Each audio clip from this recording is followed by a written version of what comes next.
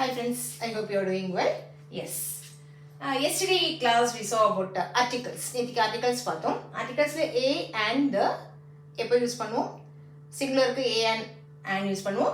Therefore plurals as well as singular ரெண்டுத்துக்கும் use பண்ணுவோம். நேத்திக்கு பார்த்தோம். டீடைலா பார்த்தோம்.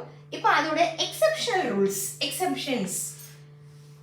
In yesterday's class I told you a we use for consonants. Consonant sounds we use a and we use for vowel sounds. Vowel sounds, yes.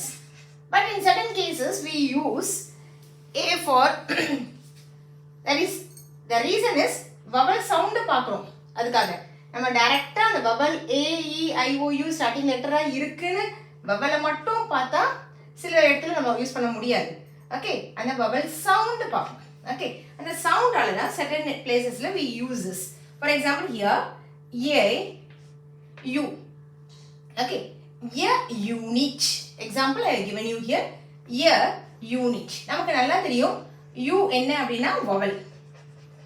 U is a vowel. Yes. Vowel க்கு முன்னாடி a போட்டுருக்கோம். Here again you see a union. A European. European e also vowel. ஆனா இங்க நம்ம என்ன போட்டுருக்கோம்? What do I use here? A. Why we are using a here? அப்படினா இந்த u ஓட சவுண்ட் இங்க வரும்போது எப்படி இருக்குன்னா யூனிட் அப்படினும்போது இது இப்படி இருக்கு சவுண்ட். இந்த y ஓட சவுண்ட்.